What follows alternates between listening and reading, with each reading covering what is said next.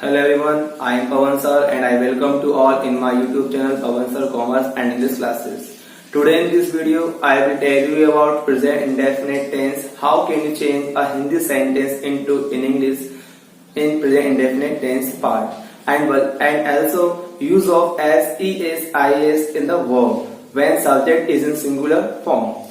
And please pause this video till end without skipping so that you will get more information and knowledge about present indefinite tenses.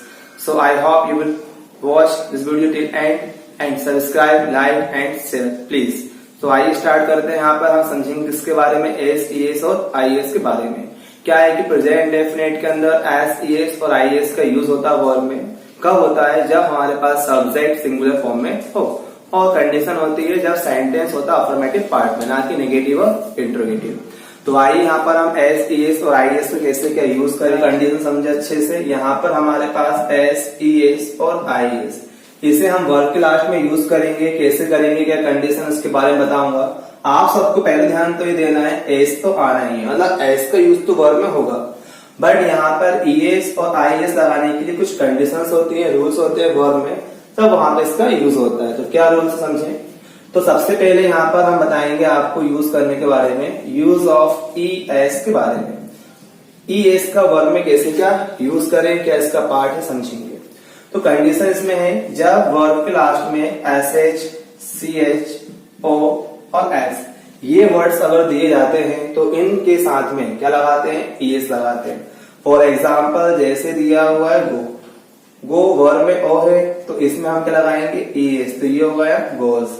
फिर ऐसे बढ़ेंगे तो फिर लिखा हुआ है कैच, सी एच आपको दिया हुआ है तो यहाँ पे क्या जाएगा हमारे पास, ई एस, तो क्या हुआ है कैचेस।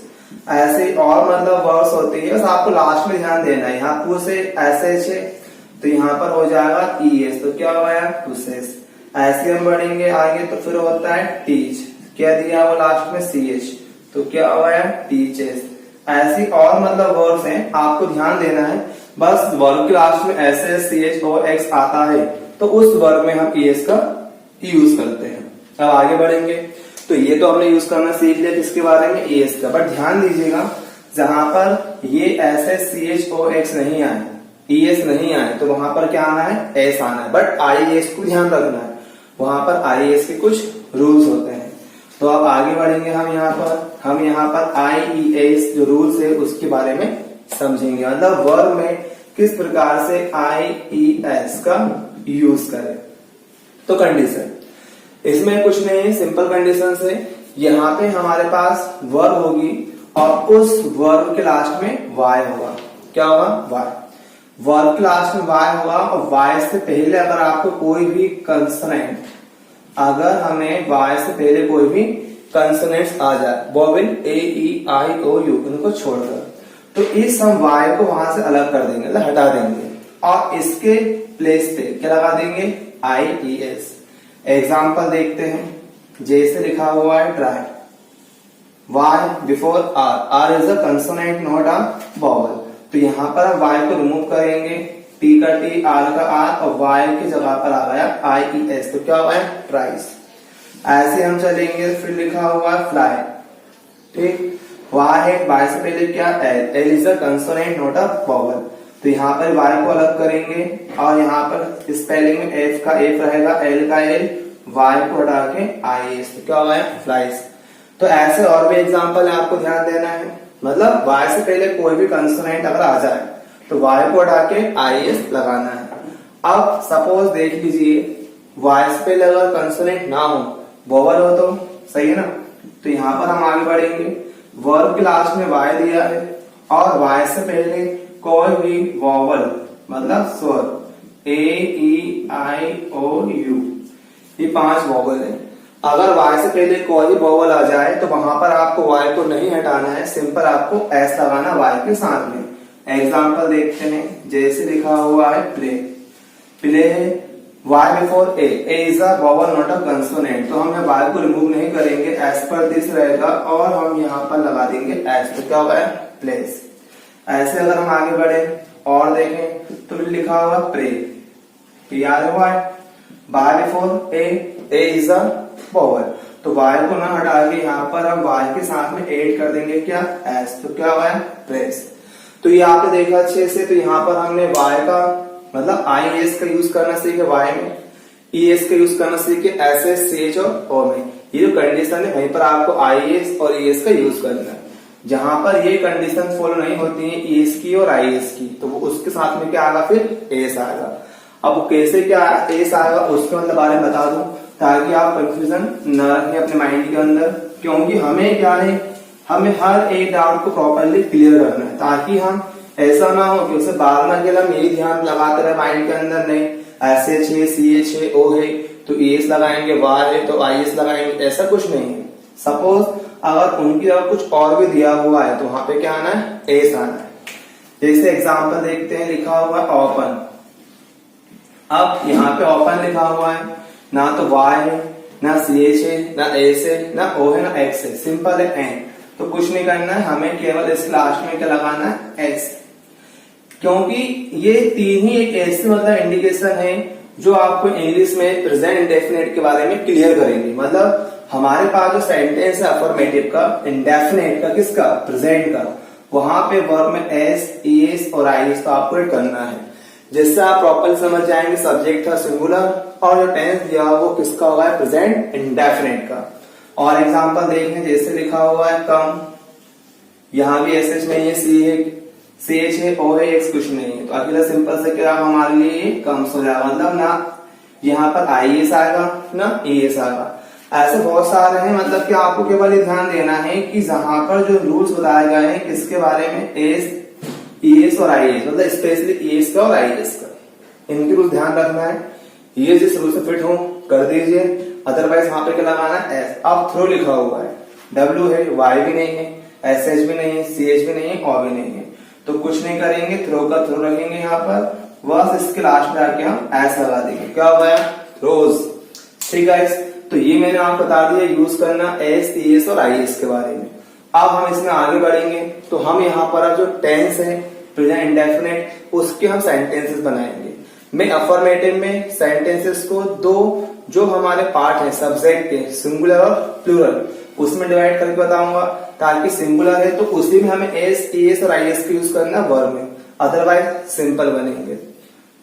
तो क्या है इसको हम देखेंगे और समझेंगे। तो यहाँ पर हम आगे बढ़ेंगे, सेंटेंसेस बनाएंगे प्रेजेंट इंडेफिनिट के अंदर। लेकिन पहले बता दूं मैं, हिंदी में आप किस प्रकार से टेंस की पहचान करेंगे और कैसे बनाएंगे उसे इंग्लिश में। तो सिंपल ध्यान दीजिएगा, जो हिंदी सेंटेंसेस लिखा होगा उस हिंदी सेंटेंस के लास्ट में हे होगा, हे हूं, वो किसके लिए हुआ, प्रेजेंट के लिए। और साथ में आएगा त, ती, ते, वो किसके लिए हुआ, इंडेफिनिट के लिए। ध्यान दीजिएगा, अगर आपके पास सेंटेंस हिंदी के सेंटेंस में आखिरी में त, ती, ते, इनके साथ में अगर हे लिखा हुआ है, हे हूं, तो ये किसके होगा, प्रेजेंट के होगा। क्यों, क्योंकि इससे हमें क्या हो रहा है, इंडिकेट हो रहा है। क्योंकि जो ता, ती, ते जो आप देख रहे हैं ये किसके लिए होता है, ये होता है इंडेफिनिट के लिए, चाहे वो इंडेफिनिट प्रेजेंट का हो, पास्ट का या फ्यूचर का हो। डन। और जो हे दिया हुआ है, हे हूं, देख रहे हैं, ये किसके लिए हुआ, प्रेजेंट के लिए हुआ। क्योंकि लास्ट में जो पहचान होती है हिंदी में, उसी से हम जानते हैं किसका प्रेजेंट और पास्ट फ्यूचर का है। साथ में दिया हुआ ताती थे वो इंडेफिनिट का हुआ, तो ये हमारा क्लियर हुआ किसकी पहचान के लिए, किसका, प्रेजेंट इंडेफिनिट के लिए। अब इसमें हम आगे बढ़ेंगे, तो इसमें हम सेंटेंसेस बनाएंगे। सेंटेंसेस कब बनाएंगे, अभी मैंने कहा कि यहाँ पर हम इसे दो भागों में डिवाइड करेंगे। एक होगा हमारे पास सब्जेक्ट सिंगुलर और एक होगा हमारे पास सब्जेक्ट प्लूरल। तो सबसे पहले हम बनाएंगे सब्जेक्ट क्या दिया हो, सिंगुलर, मतलब when subject is in singular. हमारे पास सब्जेक्ट सिंगुलर है तो वहां पे कंडीशन क्या होगी, क्योंकि सब्जेक्ट सिंगुलर होगा तभी वर्ब में एस, ES और IS का यूज होगा। तो यहाँ पर हम बना रहे हैं, ध्यान दीजिएगा, सेंटेंस जो आपका बन रहा है वो अफर्मेटिव में बन रहा है। अफर्मेटिव मतलब सिंपल कंडीशन के अंदर हम सिंपल सेंटेंस बना रहे हैं। स्ट्रक्चर सिंपल रहेगा, सबसे पहले वही सब्जेक्ट यूज करेंगे, लेकिन यहाँ पे किस कंडीशन पर आएगा, सिंगुलर पे।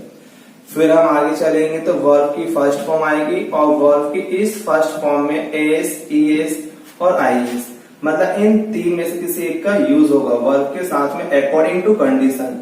फिर लास्ट में जो भी आपका ऑब्जेक्ट मतलब अदर जो भी आपका वर्ड बचा हुआ उसका हम यूज करेंगे। तो ये हमारा स्ट्रक्चर हुआ। अब स्ट्रक्चर बेस पे मैं कुछ यहाँ पर आपको सेंटेंस लिख के बता रहा हूं। जैसे मैंने लिखा हिंदी में, वह गेंद पकड़ता है। पहले हम सेंटेंस को पहचानना सीखेंगे, फिर उसको हम बनाना सीखेंगे, क्योंकि ये हमारे लिए बहुत ज्यादा इंपॉर्टेंट है। तो आप देखेंगे, समझेंगे अच्छे से। तो हे जो लिखा हुआ है वो किसका हुआ है? प्रेजेंट का। तीते किसका हुआ है? इंडेफिनिट का। सेंटेंस सिंपल है, इसके अंदर नहीं भी नहीं लिखा हुआ ना क्वेश्चन मार्क, सिंपल है। तो किसका हुआ है? अफर्मेटिव का। अब इसे हम इंग्लिश में बनाएंगे। तो क्या बनाएंगे हम समझेंगे। क्या होता है, बच्चे घबरा जाते, सेंटेंस कैसे बनाना है, क्या करना है, क्या नहीं करना है हिंदी का इंग्लिश में। ऐसा कुछ नहीं है। हिंदी में हम चलते सीधे, ठीक, और इंग्लिश में आते पीछे से आगे की। मतलब हिंदी में आगे से चलेंगे पीछे की ओर, और इंग्लिश में आएंगे पीछे से आगे की ओर। कैसे आएंगे, क्या कंडीशन है, समझे अच्छे से। तो सबसे पहले हम यहाँ पे लिखा हुआ ही, मतलब जो सब्जेक्ट है उससे यूज करेंगे। तो ही जो सब्जेक्ट है एज पर दिस रहेगा, फर्स्ट नंबर पे अपनी जगह पर। डन। जैसे लिखा मैंने वह, तो यहाँ पे क्या होगा, सब्जेक्ट हमारा ही, मतलब कंडीशन नंबर फर्स्ट वही चल रही है हमारी, एज पर दिस। फिर हम आगे चलेंगे। तो आप कहां से आएंगे? पीछे से। यहाँ पे लिखा हुआ है पकड़ता है, दिख रहा होगा आपको अच्छे से, ये वर्ब है। कंडीशन के अकॉर्डिंग लिखा हुआ सब्जेक्ट वर्ब है, मतलब प्रेजेंट। तो किसका? प्रेजेंट डेफिनेट का बताते के लिए। तो यहाँ पर हम आएंगे तो ये हमारा कौन सा पॉइंट होगा? Number second. वर्ब लेंगे, पकड़ना मतलब क्या होगा? कैच। अभी आपको बताया रूल्स मैंने, एस, ईएस और आईएस किसका यूज करेंगे इसके अंदर? इसमें आएगा हमारा ईएस, तो क्या आएगा? कैचेस। तो ये हमारा नंबर कौन सा हुआ है? सेकंड। देखना है अच्छे से। मतलब फर्स्ट वाला वैसे का वैसे है। हिंदी में मतलब हम आगे से चलते पीछे की ओर, और इंग्लिश में हम पीछे से आगे की ओर आते हैं। पहला वैसे हो गया, पिछला वर्ब आगे आ गई। अब आगे बढ़ेंगे हम, तो यहाँ पे लिखा थर्ड नंबर पे ऑब्जेक्ट, क्या लिखा है? गेंद, मतलब इंग्लिश में हो गया बॉल। तो क्या हुआ? The ball. तो ये हमारे पास हो गया सेंटेंस में कंडीशन पे थर्ड।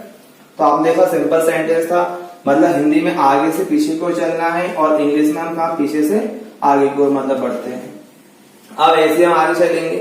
एक एग्जांपल हमारा ये होगा, एक और देखते हैं ताकि आपको डाउट्स ना रहे, ठीक। तो यहाँ पर हम एक और एग्जांपल देखते हैं। जैसे रमेश कपड़े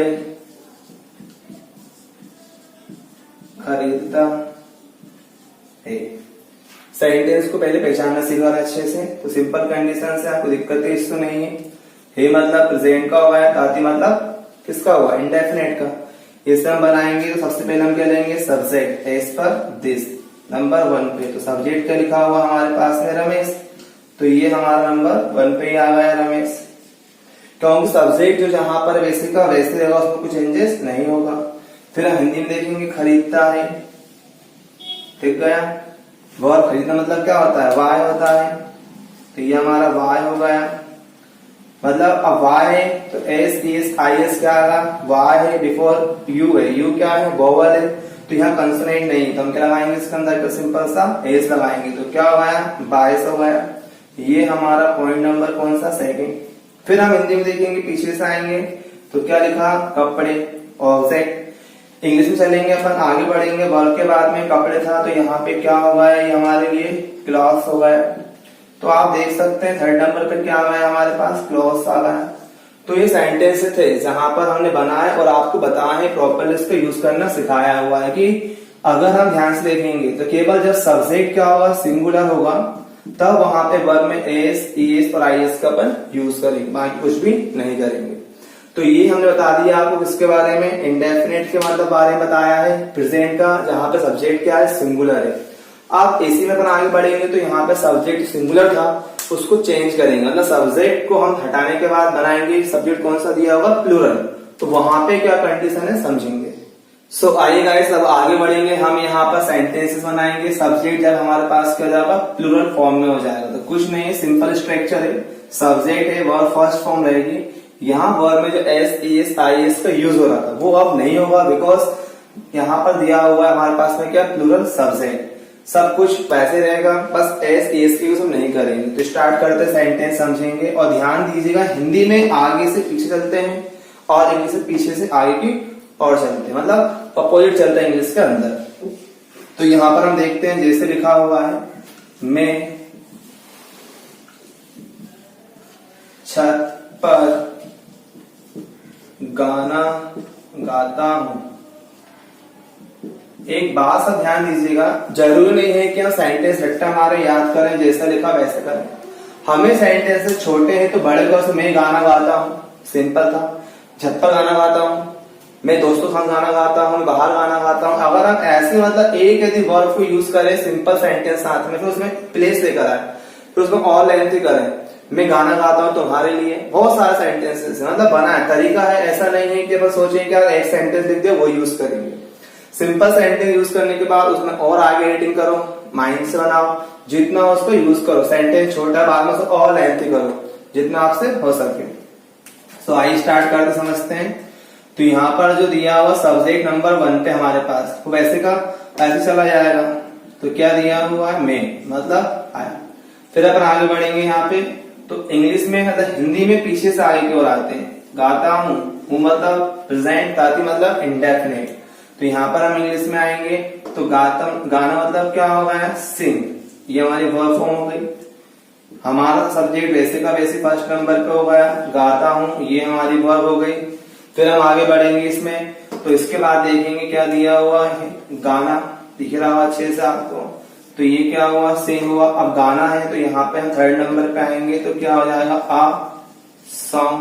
दिख रहा अच्छे से, मतलब हिंदी में हम पीछे से आगे कुछ नहीं और इंग्लिश में हम पीछे से आगे को जाए, मतलब उल्टा ही हम चला रहे हैं यहाँ पे। तो यहाँ पे क्या हुआ, आ सॉन्ग हो गया। फिर हम चलेंगे देखेंगे, तो इसके बाद फिर क्या लिखा हुआ है, पर भी एक अलग से वर्ड दिया हुआ है। तो यहाँ चलेंगे, पर मतलब क्या हुआ है, ऑन।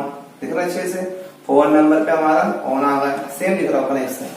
फिर हम चलेंगे इसमें आगे बढ़ेंगे, तो फिर हमारे पास दिया हुआ है छत। तो अब यहाँ चलेंगे इंग्लिश के अंदर, तो यहाँ पे हो जाएगा द रूफ। तो यहाँ पर मैंने आपको कंडीशंस पे सेंटेंस को कैसे बनाते हैं हिंदी से इंग्लिश वो बता रहा हूँ, ठीक। और इसके अलावा ये मैंने बता दिया है कि हमें क्या करना है।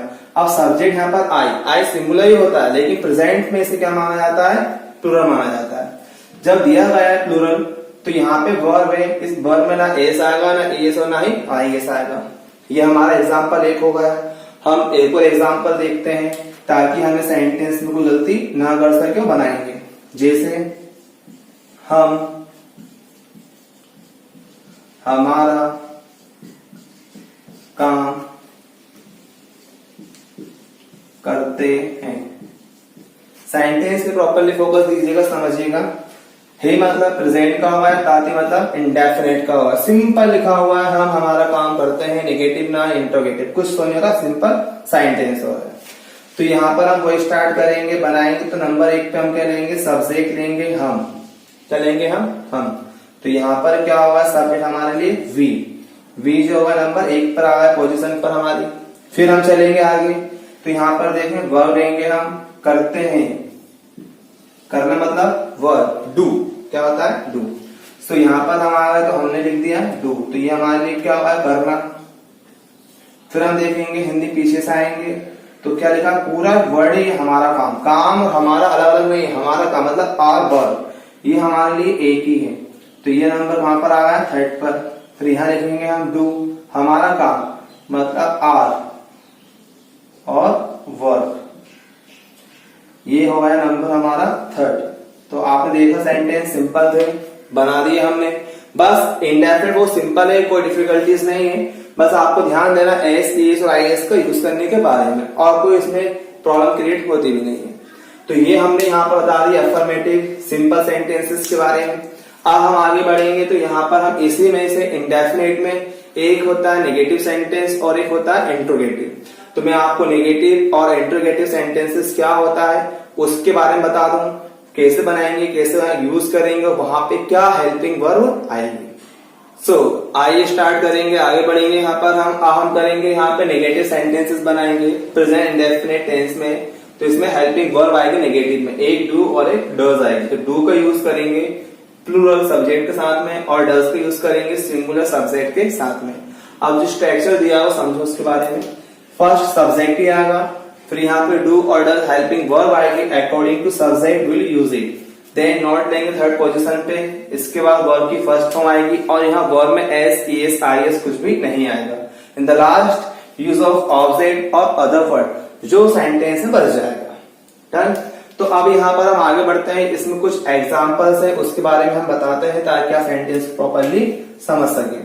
जैसे मैं बताता हूँ एग्जांपल में लिखता हूं एग्जांपल के लिए, जैसे कि तुम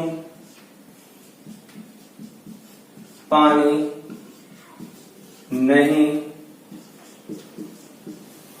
पीते हो। सब ध्यान दीजिएगा, पहले तो हमारे पास कंडीशंस क्या होती है। पहली कंडीशन तो यही होती है कि हम सब्जेक्ट को किस प्रकार से पहचानेंगे, टेंस को कैसे पहचानेंगे। तो है मतलब हो मतलब किसके लिए हुआ, प्रेजेंट के लिए, ताकि मतलब इंडेफिनिट के लिए। तो प्रेजेंट का हुआ है इंडेफिनिट पार्ट, प्रेजेंट डेफिनेट का हुआ, फिर नहीं लिखा मतलब नॉट, तो ये हमारा हुआ प्रेजेंट इंडेफिनिट का नेगेटिव वाला सेंटेंस। तो यहाँ पर हम चलेंगे, जैसे अभी हमने बनाया था सेंटेंस से हम वैसे ही बनाएंगे। सबसे पहले हम यहाँ पे सब्जेक्ट लेंगे उसकी प्लेस पर ही, तो नंबर 1 पर क्या आ गया हमारे पास सब्जेक्ट, तुम मतलब यू। अब फिर इसमें हम आगे बढ़ेंगे, सब्जेक्ट हुआ, फिर यहाँ पे देखेंगे हम, तो यहाँ पीछे से आगे आते तो है लेकिन कंडीशंस होती है कि यहाँ पर हमें देखना है कि जो हेल्पिंग वर्ब है डू, डज और नॉट ये लेंगे, क्योंकि सेंटेंस में क्या दिया हुआ है नहीं।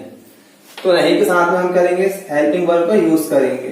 तो यू जो है वो कौन सा सब्जेक्ट होता है, प्लूरल सब्जेक्ट होता है। तो यहाँ पर हम आएंगे, तो यहाँ पर हम यू में क्या लगाएंगे डू, तो डू हो गया, और नहीं के लिए लगा दिया नॉट, तो ये क्या हुआ डू नॉट हो गया।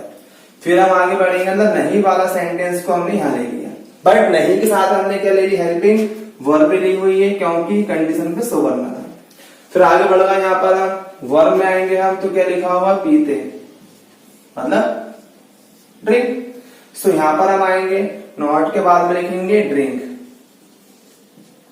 डन हुआ, तो ये हमारे पास किसका आया ड्रिंक का आ गया। फिर हम आगे चलेंगे, ऑब्जेक्ट देखेंगे तो यहाँ पे लिखा हुआ पानी, तो ड्रिंक वाटर मतलब पानी।